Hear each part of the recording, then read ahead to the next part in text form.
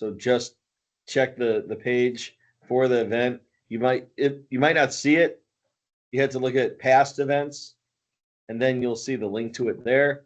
That also ends up getting fed into the Indy.net Consortium playlist. So you can see all of our previous presentations. So I mean, it's hours and hours and hours of video, but you can find the presentations very easily. We've covered a ton of topics over the past many years. So enjoy, take advantage of that library.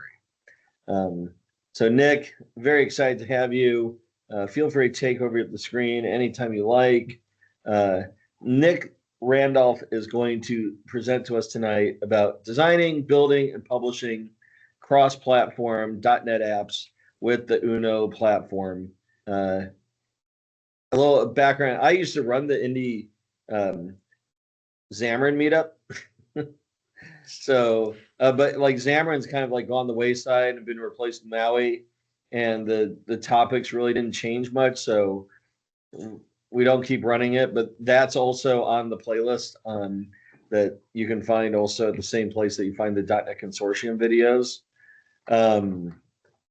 And you know, Microsoft got so many things going on with mobile, with Maui Blazor Hybrid, Maui, the former Xamarin stuff, etc.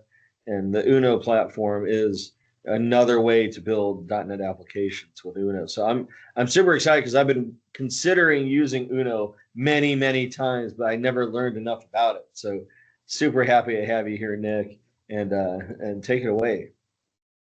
Awesome. Thanks for the introduction. You've saved me a few minutes in describing what the platform is now. Hey, everyone. Sorry about that. So yeah, my name's Nick Randolph. I'm actually calling from you from Sydney, Australia, so the other side of the planet. And today we're going to be going through and talking about the Uno platform, and we're also going to be talking about some of the new features that we've got around hot design and design capabilities for the platform. So with that, let's just jump straight into it. As with all good platforms, we have a layer cake. And so this is basically an overall description of, I guess, the components that the Uno platform brings.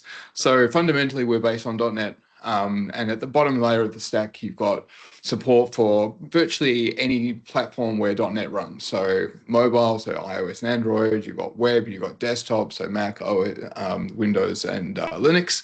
And then sitting above that, you've got, you know, the rendering layer.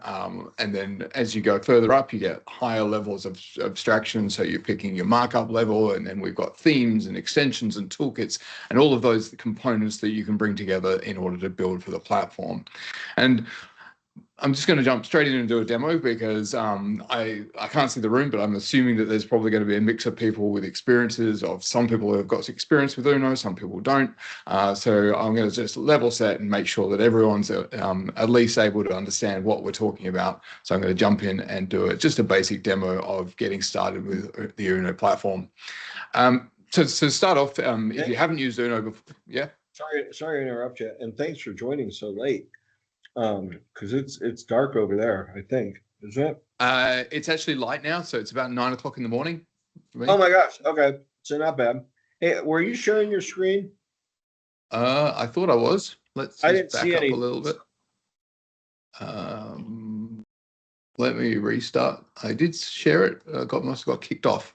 Yeah, how's that? Now I'm seeing it. Yep. Okay. Just make sure you don't think everyone's seeing what you're seeing. Yeah. Well, I saw the red border come on Teams, and I thought, okay, well, I was sharing, but I must have got booted off at some point. Okay. So the layer cake that I was talking about is this one. So, you know, mobile platform, or the platforms at the bottom, all the way up to the sort of the higher levels of abstractions at the top. And then I was going to jump in straight into it and do a demo. So let's just switch over to this machine. So the starting point for Uno is the docs site. Highly recommend checking that out. And if you've got questions, you can come back to there and, you know, search for the various things, the topic that you want. I find the most important place if you're just getting started and you haven't used Uno before is the quick start guide on the getting started page. And the first thing that you really need to make sure that you do is you need to make sure that you install the extensions for the tooling that you're going to choose. I'll go through this in a little bit more detail in the next couple of slides, but essentially we support Visual Studio, VS Code, and Rider pretty much on the platform of choice. So if you're on Mac, Windows, or Linux, we have a solution there that will get you up and started. So from there, that'll prompt you to install the extension for the tooling of your choice. Once you have that, then you can switch to your tool. And so this is Visual Studio.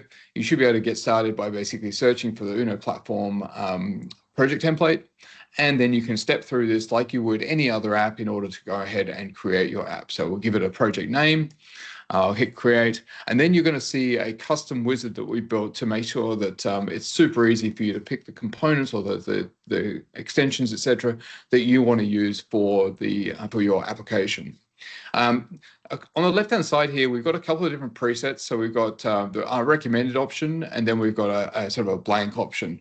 The blank is like literally bare bones. It's basically just gives you the Uno platform, gives you support for the various targets, but then the rest is all onto you. It's kind of like your hello world of the project templates. The recommended one is a bit more opinionated. So it uses things like MVUX, which is our sort of reactive pattern for state management. It uses XAML, it uses a bunch of extensions that you can see over on the right-hand side here. Now, I'm not going to step through all of the options here because there's quite a lot of different options. But the first couple are probably the most important. So selecting the framework. So currently we've just got .NET 9 support. .NET 10 is literally just around the corner. So that'll be coming very shortly. You can go ahead and pick platforms.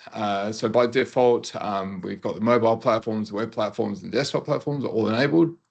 But if you're only building for mobile, you can uncheck the rest and go ahead and build your application.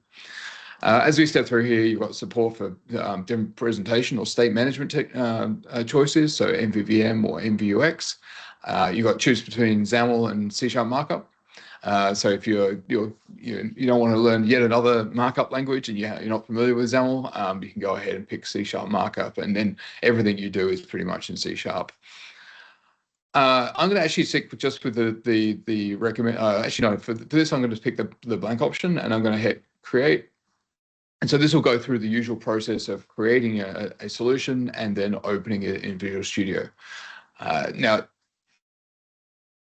give it a second. And what we'll see in Solution Explorer is that we have a single project there that's designed to run our application. And so from the target switcher, so if you're familiar with Maui, you'll be fairly familiar with this kind of switcher.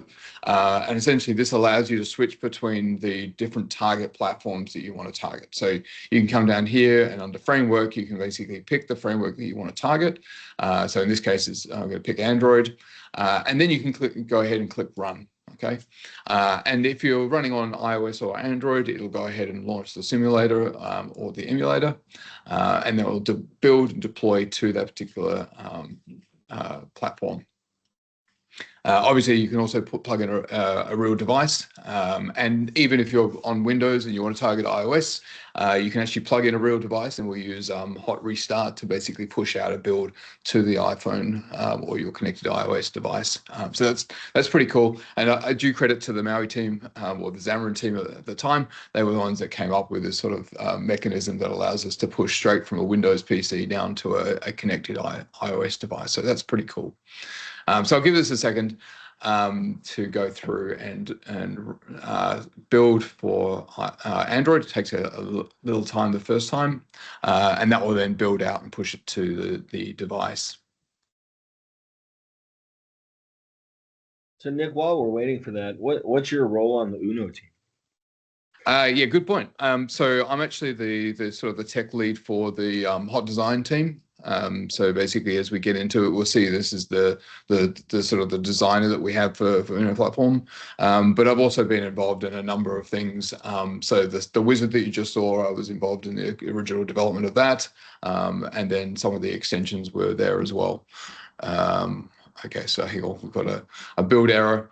Let me just switch to a different target for the time being. you just run it again, it'll probably work.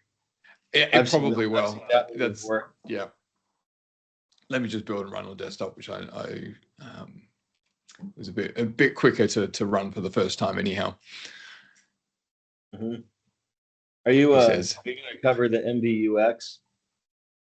I probably won't spend too much time on that today. Because that's a whole topic in its own right. And I think we'll lean towards probably walking through some of the visual editing tools and that side of things today. But definitely happy to come back and do a more deep dive on MVUX and our sort of recommended pattern for doing development. Yep. Okay, so that's running on desktop. Let's see. I can switch back to Android and we can see whether that's going to run. As you say, it probably is just a second time build error. Give that a whirl.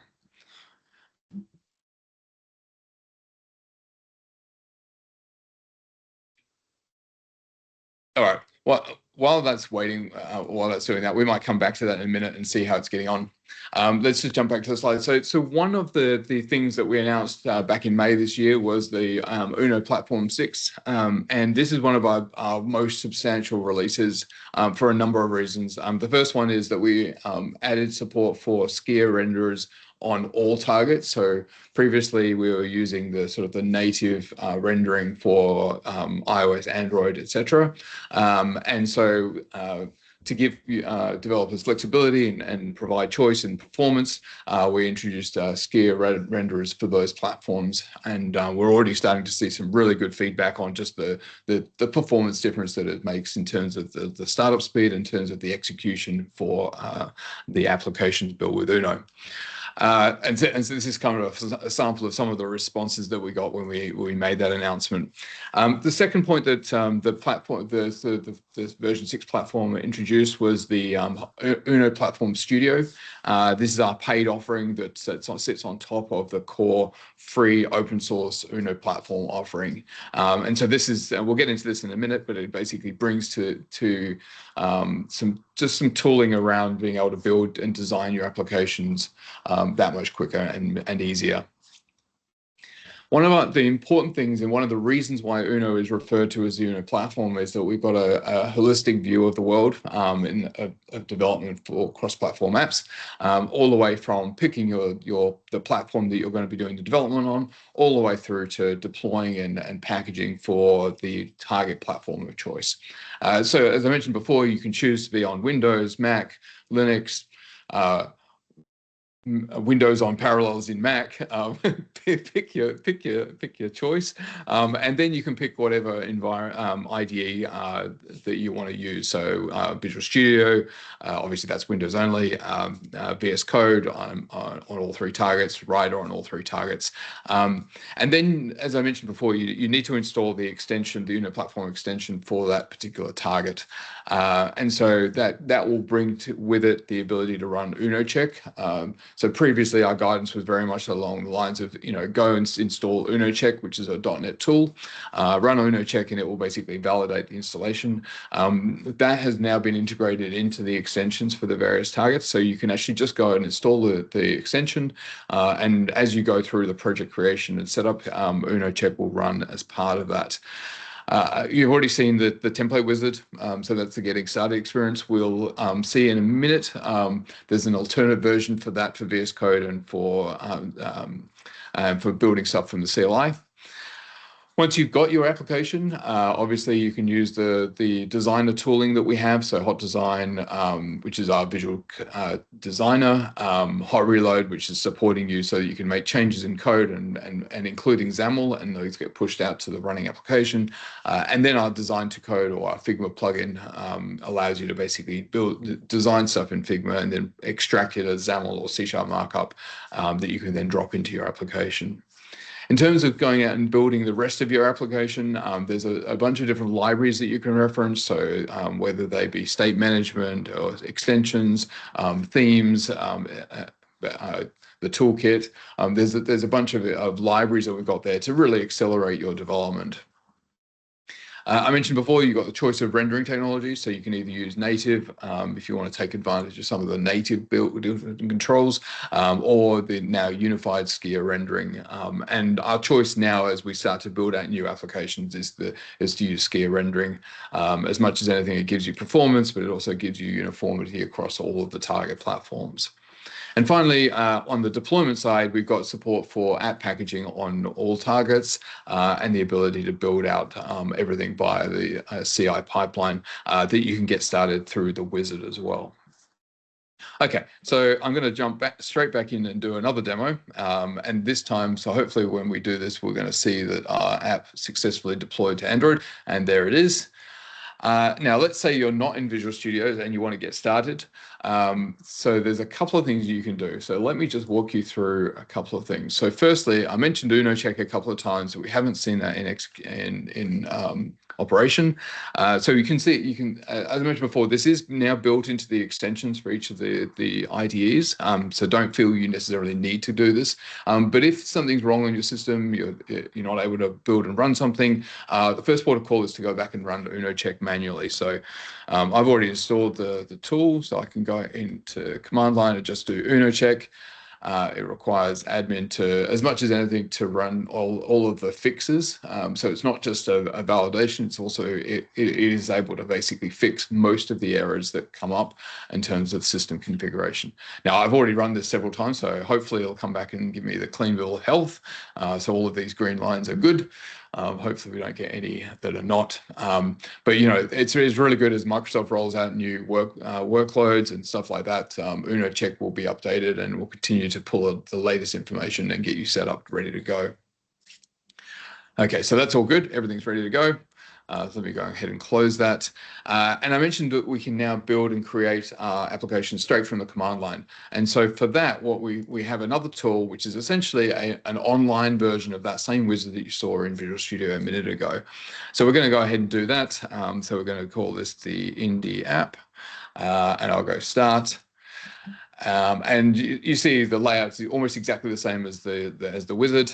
For this one, I am going to stick with just the recommended option. I can go through here and customize it, and you'll see that the summary updates on the right-hand side. Once you're done with that, if you hit the create button, now obviously we're not going to create stuff in the browser, but what we're generating here is basically the .NET new command that you can then take and then run at the command line. So let me just copy that. I'm going to switch back to our command line here, drop that in here, and that will go ahead and create our application. And it will go through the first process of restoring it so that we're all set up, ready to go. Okay, with that done, let's just launch that in code. So I'll do Indy app, so launching the folder.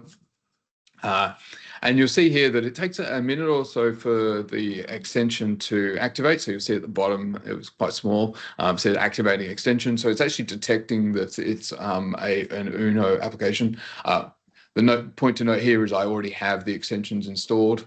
So if you want to go and find those, you can go to extensions and then just search for Uno platform.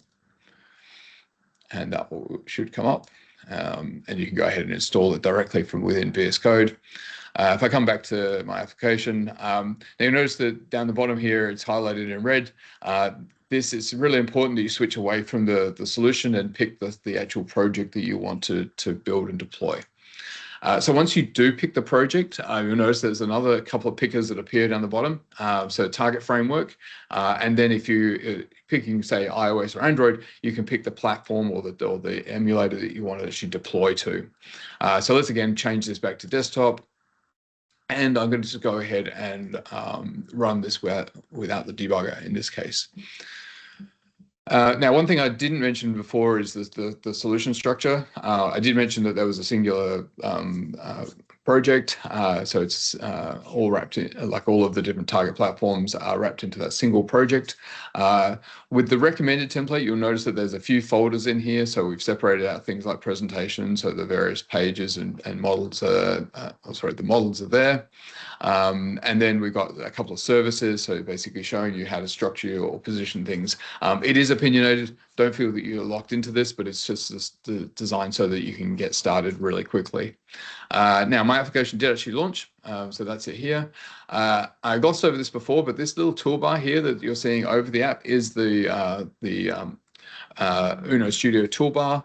On the right-hand side, you're seeing the hot reload indicator. So this is designed to basically bubble up events, giving you information about the status of your app in terms of hot reload. And then on the left-hand side, you can see that there's the hot design button that will take you straight into our sort of design-based experience. I'm going to pause there and come back to that in just a few minutes, but for now, we'll return back to the slides. I just want to make a couple more notes about the Uno Platform 6 release. So just to comment on performance, you notice here that the time difference in terms of launch for the app between Uno Platform 5.6 and 6.0 is quite considerable. And again, this comes down to not just the platform upgrades as part of 5 to 6, but also the switch between native and Skia rendering.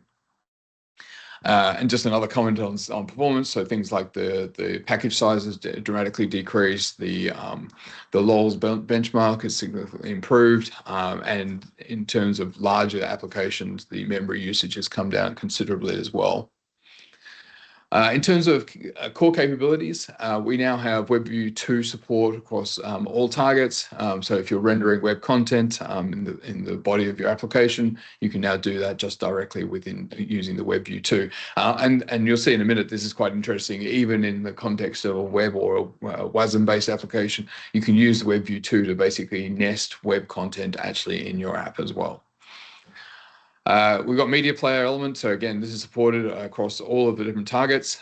So here's Steve Ballmer giving his developer pitch across all of the various targets. So this does use sort of the native built-in player across the various targets to make sure that we can play media across all of it. And the core thing here, these are all changes that have come as part of the core Uno platform. So it's still free. It's publicly available, and that's not going to change for all of these core components. The next one is the WinRT API. So one of the fundamental things about the Uno platform is that we're based on WinUI. Now it used to be UWP, but all of the XAML and the app framework is now based on WinUI. And the WinApp SDK as part of that. There's a bunch of APIs that come with that that we refer to as the WinRT APIs, and this gives us some unusual things that you maybe wouldn't expect in a UI-based framework. So let me switch over to this website called the unexpectedapis.uno. And so I'm actually running this on my laptop. And one of the interesting things here is that, so note, this is a web browser. If I click on accelerometer and trigger it to observe readings, let me see whether that's going to work. He says, let me just click on that, observe accelerometer, and I'm just picking up my laptop and moving it. You can see that the accelerometer is actually triggering it. Okay, so this is in a web app.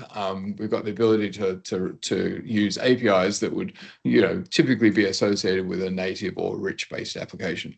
And so there's a bunch of these that are sort of not necessarily UI focused things. So we've got that. We've got clipboard access. We've got file system access, including in the context of the browser. So it's quite sophisticated in terms of the capabilities that it then brings to the platform.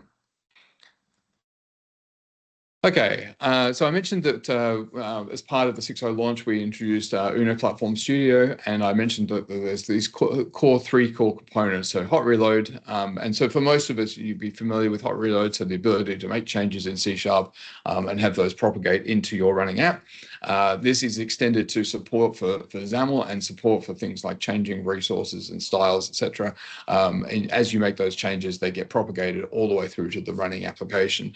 And we actually build on top of that to provide hot design, which is our sort of next generation runtime visual designer for developers. You saw in the demo that I basically toggled this in the running app, and that's one of the crucial differences to recognize between this and a more traditional designer, is that it is your running application. And even when you go into design mode, your application is still running within the context of hot design. And so as you're making changes to those, you're making changes to your running app, and those are being persisted back to XAML.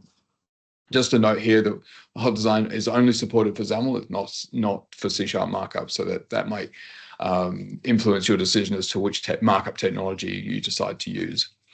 And lastly, the third component here is design to code. So this is our Figma plugin, and I'll show you that as part of the demo. So this allows us to basically take a design in Figma, use our plugin to basically extract the XAML or C# markup.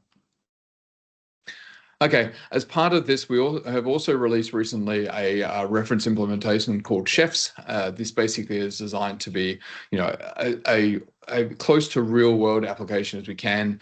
It is skier rendering. It basically supports different form factors and designed to reorientate the display as you resize the application. It does use all of our sort of our best of breed tools. So it uses MVUX for state management. It uses the toolkit, material designs, a bunch of first and third party controls such as media element and live charts, etc. And so it's a really good sample application to go and get familiar with how you can go ahead and build out a real, production quality application. And for that, we're going to go back into the demo and I'll show you that briefly, and then we'll get into using hot design in more earnest to build out some parts of Chefs. So let me just close all of these for a second. Hey, Nick. Okay. Yeah. Question about the Figma. Do you have an example Figma that you guys provide that's a good starting point for, I've seen a number of sites or a number of frameworks that say, "Oh yeah, we'll totally take your Figma and we can just put it in your build an app from it and it'll all be great." And then I've seen the HTML and CSS come out of that, and it's a nightmare. And I wouldn't curse an enemy with it. So, do you have an example that like if I had a dev team and I wanted them to base their designs, best practice wise, so we can more easily take their designs into XAML? Do you provide such a thing? Yeah, totally. And actually, maybe I'll take this opportunity to jump forward and actually do the Figma demo right now. So there's two parts to what we provide in Figma, and they're kind of like linked. And we recognize that one of the fundamental challenges is for designers to build designs that are going to export in a sensible way. Now, one of the things that we've seen in the last sort of 6 to 12 months is sort of an evolution of AI-based products that are very clever at taking designs and exporting them in whatever technology that you want. So notwithstanding those, we do offer two components as part of our support for Figma. The first is our Uno Platform Material Toolkit. Now this is somewhat opinionated. It is material styled, and so this is the toolkit that you really need to use in terms of ensuring that your exports using the plugin will work in a real application. And so we do recommend this as the starting point. As part of that, there is a full application that's part of this. It's sort of an example application that you can see here that shows you a number of pages that are all laid out in a way using the components that are part of this toolkit. But this toolkit is basically made up of a number of components. So you can see here that these are all the theme pages, the theme elements. Under components, let me just drill into here. You can see all of the various variants for buttons,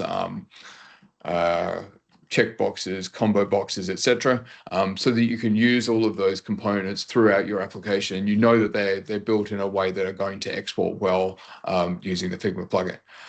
With that, in terms of exporting, if I go and click on one of these, I can then come down to here under plugins, launch the Uno Platform plugin.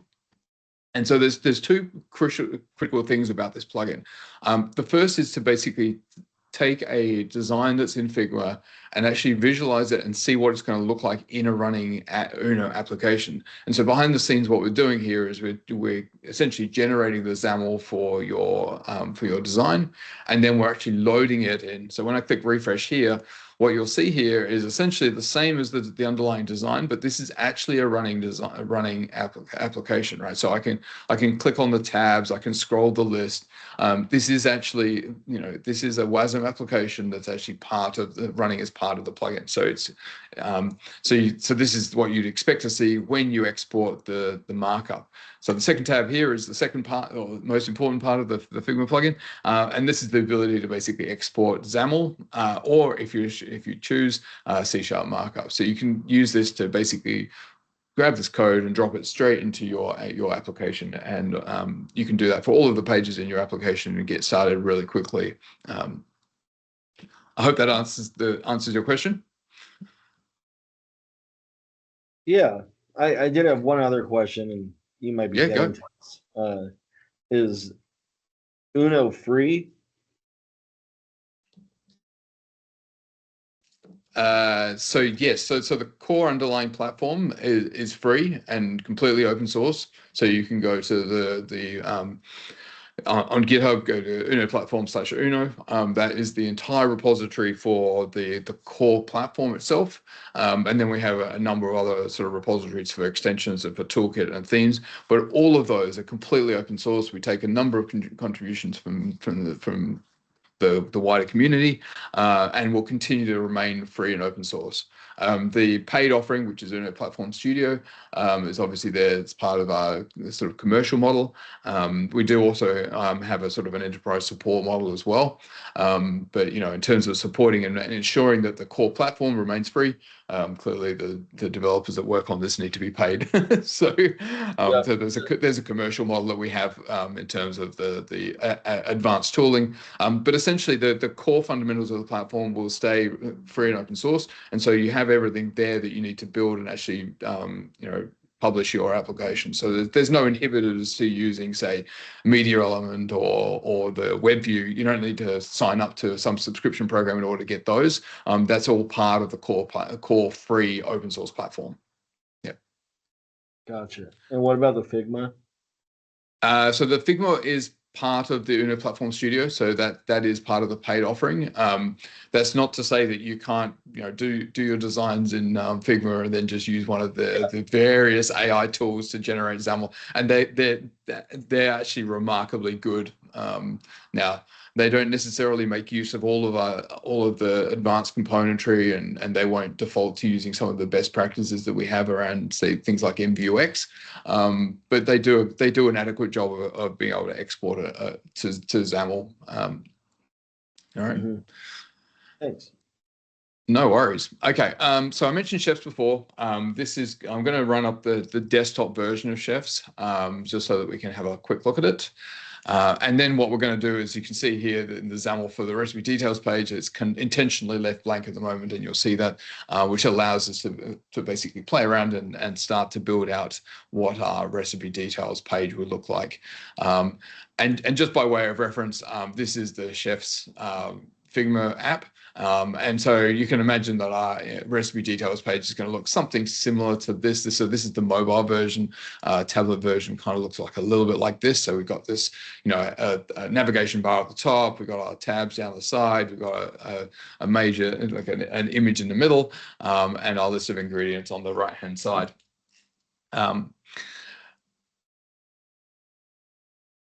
So we'll go ahead and let me just switch back to the app, and we'll go ahead and start to build that out. Okay, so this is Chefs. So this is the welcome page, and as I resize this, you can see that it's designed to reorient as we get down to a smaller form factor. Let me skip through to the main part of the application. So you can see here that this is sort of the main home area. And as I drill into our avocado toast, we'll again be stuck with our empty page. And at this point, I'm going to jump into Hot Design and give you a bit of a walkthrough on how to get started with this stuff. So let me jump into Hot Design. I'm just going to maximize the screen to give us a bit more space. And so what you'll see here is quite familiar if you're coming from a lot of the other design tools. We've got our toolbox on the left-hand side where we can drag elements from there onto the main area here. Down the bottom left, we've got our elements tree. So again, I can select on any of those elements. And as I select on them, they become focused in the canvas. And then the properties for that element are available on the right-hand side. And as I mentioned before, this is a runtime designer, so it is still my running Chef's application. So for example, I could toggle into interactive mode and then I can start interacting with it. Or I can actually switch back straight out of hot design. Let's start by making a few changes to this just to give us our rough layout for, if you remember the designs, we had a navigation bar at the top, we had a hero image on the left, and we had sort of ingredients on the right-hand side for our recipe. So I'm going to divide the space up into 4 quadrants. So we're just going to add in here row definitions. So star dot comma star. Now, obviously, I'm familiar with XAML, so I know the star comma star is going to give me 2 rows. If you're not familiar necessarily with how the rows and columns work, there's a little flyout that appears over here. So for column definitions, we'll do it the other way, which is basically to expand out the flyout. And you can see here, this is the list of in this case, columns that are available. So it starts off by 1. If I click plus, I'm going to get a second one. And it allows me to restructure the rows and columns that way. And you'll see this again shortly as well as we reconfigure the page.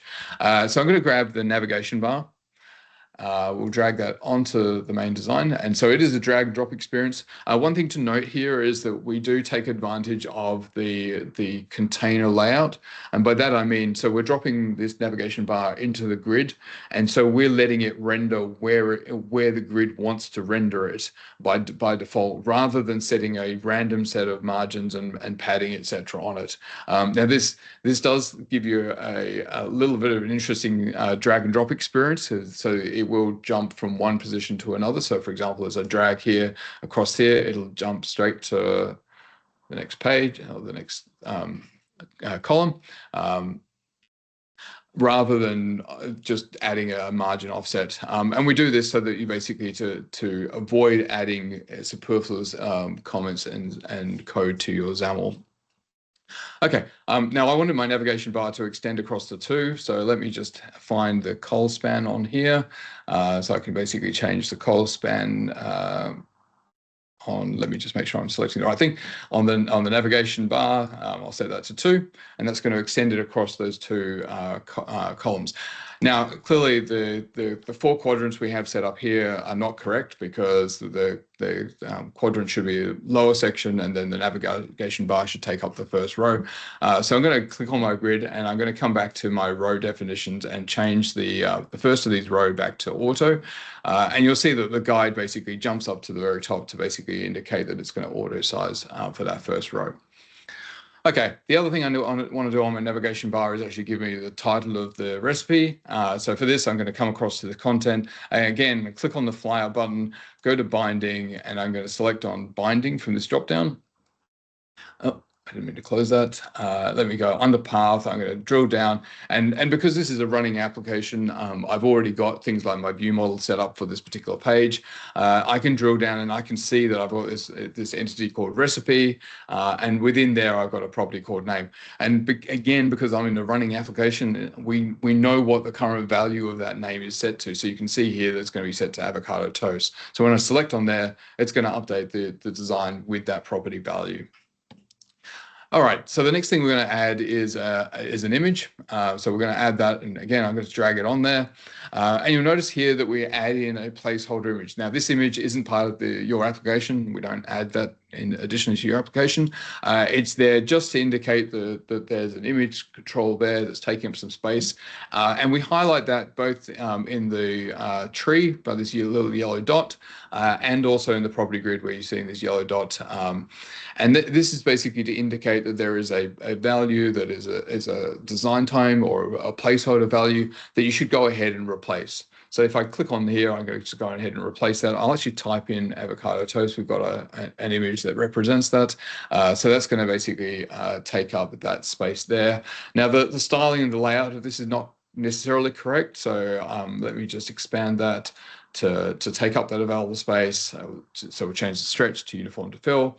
And then we'll center this by clicking the horizontal and vertical alignment and making that centered. All right, so that's our left-hand side and top all sorted. Now what we need to do is basically put some ingredients on the right-hand side. So for that, I'm just going to grab a list view. We'll drag that across. And the list view doesn't render any items because it's got no data source for it. So the first thing we'll do is, again, use some data binding on the item source property. And so let me go ahead and just drill down into there. Again, we'll drill into here, and we've already got our list of ingredients that I go ahead and select. Now, by default, the list view will try and do a toString on the ingredients object, which is not very helpful. But I can quite easily come here and go, okay, I want to edit that particular item. Now, you'll notice this yellow overlay. Basically, that's an indicator of which item that you're going to be editing the template edit the template with that item as the data context for it. So as I select here, so notice that this is the baguette bread. I'll go into edit the template here. Now clearly this is an empty template, but as we go and fill this out, you'll see that with this is going to populate with the information from that particular data item. So I'll grab a text block. I can drag it either onto the canvas here or directly onto the elements tree. And again, we're seeing this placeholder marker appear, but again, we're going to go into here, go to data binding, and you'll see that it's highlighting here that we've now got data binding. And if I expand out the path, again, we can see that there is the color and values for items here. Now, because we're in the context of data template editing and we've populated with a particular item from the list, the drill down in terms of path gives me the information about that selected item. So it's indicating that it is the bread. So this first text block is going to be our quantity. So I'll click on that. Now, obviously, that's very plain. Our design's got to be a little bit more involved in that. So I'm going to do a couple of things. I'm just going to add some space and add some background and foreground color to it. So to do that, I'm actually going to wrap this text block in a border. So notice here, you can click on an item and basically go add to parent, and that's going to wrap that item in a particular control. And then within there, I'm basically going to, currently the border is basically taking up the full space. So let's just go and center and vertically align that. And you'll notice here that there's now no padding around the text block. And so let's just go and add in a little bit of padding around that. So I'll add in a default of 8, and you'll notice that now when the selected item actually has this sort of purple border around it. And as I hover over that, you'll see that that's actually the padding that's been added there. So we highlight that on the display. Now, I don't actually want a uniform padding. What I want to do is actually have different padding on top and bottom and left to what I have on left and right. So I can come into our more advanced editor here, click on top, and I can tell it 4. And you'll see in the visualization at the bottom that that's indicating that it's got 4 on the top and bottom, and then 8 on the left and right. Right, so that's our padding set. I was going to, the reason for setting the border was to basically set some background color on it. So let me just do background, and I'm going to type in here primary brush. So this is one of the sort of the built-in style colors that is available. And I'm going to click on primary brush, and you'll notice as part of this drop down, we've now got sort of the visualization of what those colors are going to be. Now, clearly, when I set this, the color of the text isn't going to be correct. So let me just go and adjust that. So one of the interesting things here is that the color palette basically has alternate colors so that if you have a background called primary brush, there's going to be a foreground pairing to it called on primary brush. So let me just find the foreground. And here we're going to do on primary brush. And you'll notice that when I select that, we've now got good contrast between the background and the foreground color. Okay, one last thing I want to set on the border is the corner radius. So I'm just going to give that a corner radius just to trim it out a little bit like this. So this is our first text block. So this is the ingredients, the quantity for the ingredients, and obviously I need to give the ingredients a name as well. So let me just grab in well, firstly on my grid, I'm going to add in another column.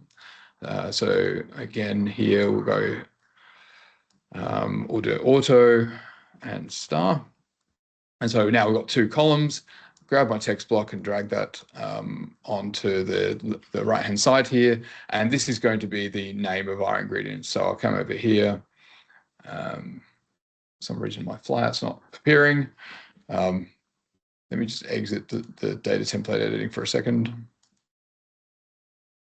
And this is where the designer gods will get me.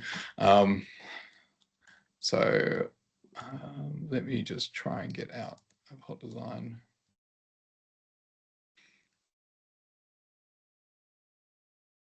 It says,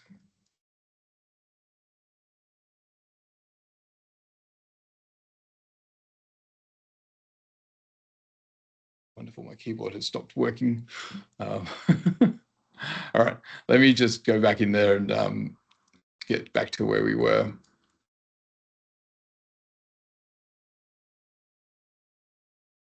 Okay, so we're busy editing our item template. And hopefully we can grab our text block and set up our text binding. And so we'll come to here and we'll go, okay, we want to set this to the name. And again, we'll set up some margin on this so that it centers correctly. So we'll vertically align that so it's in the middle. And then we can step out of our designer and the layout will be updated to reflect that as well. Okay. Now, ironically, I actually wanted to restart because I want to go back to the welcome page and make some adjustments to that as well. So currently we've seen the ability to do basic layout. We've seen the use of creating a list of items, item templates. What we're now going to see is basically some support for some things that you wouldn't expect to be supported necessarily. So let me just go and restart the application, and we'll go back to the welcome screen. Now, the welcome screen is quite interesting because it's made up of a flip view. So as I go into the hot design, we can see that. So the layout here, we have a flip view.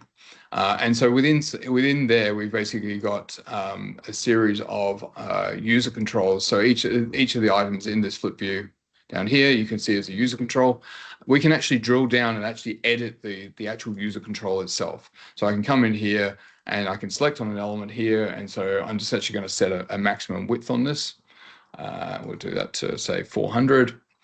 So that's going to centralize the content and make sure it doesn't stretch all the way. And then when I'm done here, I can click on the back button here and come back to our application. And as part of that process, it's going to go through and make sure that all of the different instances, so you'll see down here that we actually had 3 instances of that user control. All 3 of those are going to be updated with that minimum width as part of that experience. So if I switched into interaction mode, you can see that I can basically switch through the items in that flip view, and all of them have been resized to that particular minimum width, or sorry, maximum width, I should say. Now, the other interesting thing is, let me just drill through back to the main part of the application. This section through the middle here is let me just go back to that. So this list of categories. So this is actually what we refer to as a feed view. So if you're familiar with MVUX, this is basically a wrapper that allows you to define different templates for when you've got a value, when you've got an error state, when you've got an in progress and loading, etc. And so if I click on this, you'll see over on the property grid that we have our value template. So I can then drill into that value template, so either on the property grid, or I can select edit by right clicking. And within there, then we're actually seeing that, okay, this is made up, the value template is made up of an items repeater. So it's in this case, we're using items repeater for performance. This could just be a list view with a horizontal orientation or a grid view.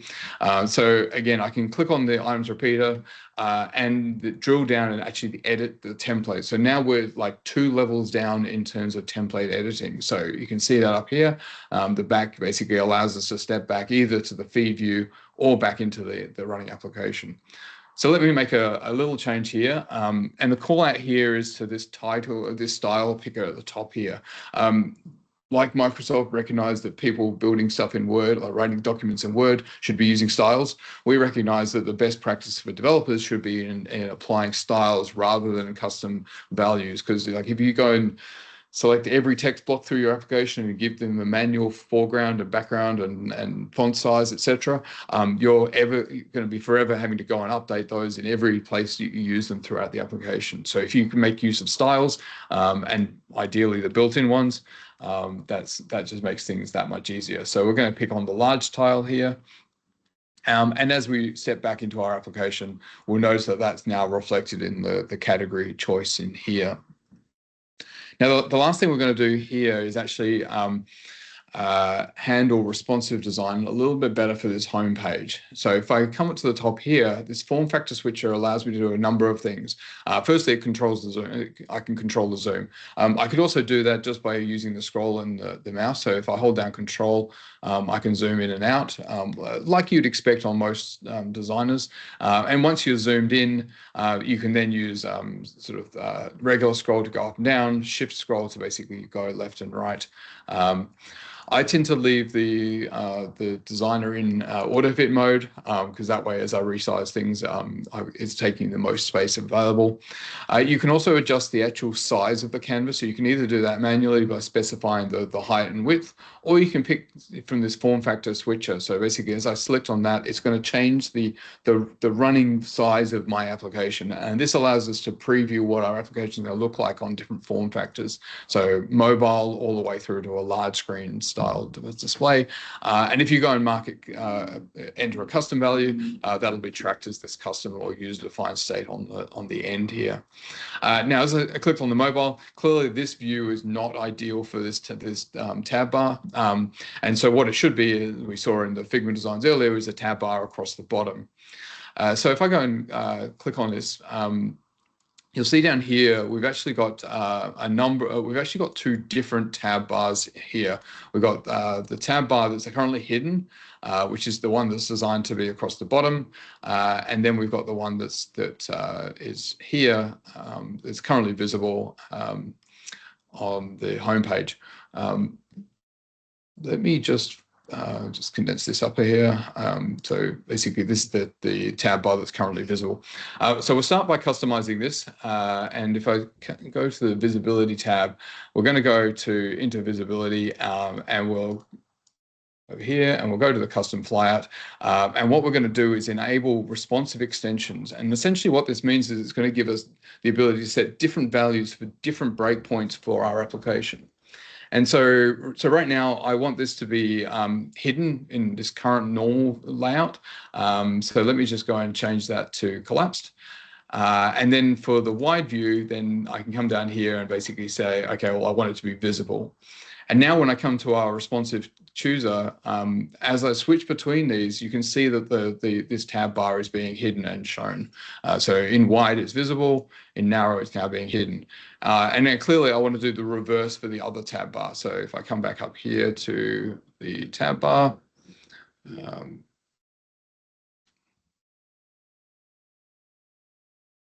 this one, I'm basically going to come to here and I'm going to go, so let me just reset this one from collapsed. So it's now showing. And again, I want to set these responsive points. So basically for when we get into wide, I'm going to set this to collapsed. And then for normal and below, I want to basically set that to visible. Okay, so and again, now when I switch between the form factors, it's visible at the bottom here for normal. And then when I go to wide, the vertical one appears and the horizontal one's now disappeared. So there you go. So that gives us the ability to set up some responsive breakpoints for those. Okay, so that's probably, let me just jump back to the slides for a couple of minutes. So that's the basic demo for everything Chefs and the Uno Platform Studio.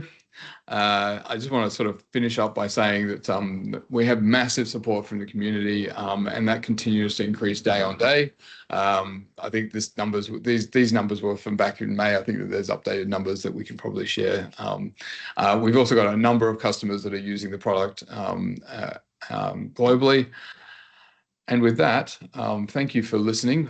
These are the sort of the most important links for getting started with Uno Platform. As I mentioned at the very beginning, platform.uno is super easy to remember. It's just reverse the words. Our GitHub is Uno Platform/Uno. That's the best place to go and log issues or discussions, etc. We also have a community Discord server, so I'd highly recommend you get started there. If you want to reach out to me directly, my Twitter/X handle and GitHub handle are there. And finally, if you can provide feedback on the session, that would be really appreciated. And of course, I'll stay online as long as we have questions. So over to the audience for any questions that might have come up. Awesome. Thanks, Nick. Yay. How many people do we still have online? Let's see. We still have 4. Does Yeah. anyone have any questions? Can you mix and match Uno with Maui? You can, yes. So it's not a simple thing. It's not something we'd necessarily recommend because you're essentially bringing the the weight of both platforms with you. But yes, definitely and it uses the same as our sort of our native embedding technology. So basically, you can use what we call Maui embedding. There's as part of the template, you can go ahead and pick the Maui embedding option, and it actually sets up an embedded Maui component. But yeah, you can 100% do that. And what's interesting there is that that's particularly good if you want to bring in third-party controls. So we've got support for or samples for, say, Sync Fusion and some of the other control vendors to bring in their Maui components into your Uno platform application. One thing to note there is obviously that's only going to work on the platforms that those component libraries have built for Maui for. So if they only support iOS and Android, it'll only work for iOS and Android. If they support the three platforms, so iOS, Android, and WinUI, obviously those will work. Obviously, it won't work on WASM for the web, and it won't work on our desktop for Mac and Linux, for example. But yes, you can definitely mix and match. You do need to start the base with Uno and then bring in the Maui using the Maui embedding, 100%. Yep. Another question, does the Uno platform support like binding in native objects? Like if Uh, I, Yeah. So in the same way as essentially we use the same technology that Maui uses in the sense that there's a .NET wrapper around the native controls. So yes, both UI and non-UI elements can be wrapped. You're still building a native application. So basically anything that's available in the native platform, you can take advantage of directly from Uno with a C# wrapper. Yep. thank you. Any other questions? Okay. Well, thank you all.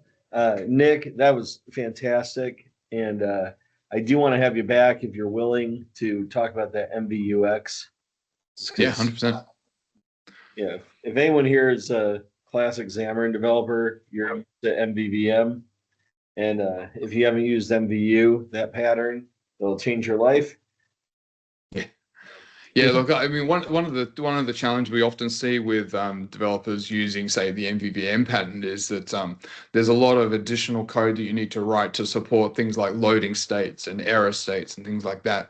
And so what you typically end up doing is you end up with visual states in the XAML for those things. So, states for in progress, for when you've got data, when you've got errors, etc. And then you have the corresponding code within your view model to basically say, hey, I'm in an error state. And that typically is used to drive the visual state. So you're doing a lot of that heavy lifting yourself. Whereas the nice thing about MVUX is like a feed, which is what we typically use for loading, say, a list of products, for example. That feed itself has a state associated with it, and the corresponding feed view is able to take in that feed and display the corresponding view based on the state of that feed. So it's like it makes the declarative nature of building complex UIs out that much easier. So you're only declaring the bits of information that you really need. So the different templates within the UI and as the endpoint that you really want to call as part of your feed view. Yep. Mm-hmm. Oh, and Sam and Terry say thank you. Yeah, thanks guys. Thanks for listening. So for those who didn't catch the news, by the way, Sam's actually now part of the Uno team. So I appreciate having him on the call. So yeah. And Nick, if you want a copy of this recording, I can just send it to you. So let me know. Yeah, look, that would be awesome actually. Because hit me up through email. I'll probably upload it tomorrow. I gotta go put that in my notes of things to do tomorrow before I go to the Kentucky Bourbon Festival. Nice. Well, I just dropped my email actually into the chat, so it's nick@platform.uno. It's really simple to remember. But yeah, feel free to share whatever the recording, or I can just grab it from the meetup site once it's posted for sure. Yep. Yeah, look, thanks everyone for listening. If you do have questions, always reach out. Love to have feedback both on the session, but also on if you get stuck with any of the tooling or anything like that, just definitely provide the feedback and we'll help you out. So Awesome. Well, thank you, sir. Everyone, be well, be safe, and see you next indeed, time. thanks everyone. Will do. All right, thanks guys. Thank you.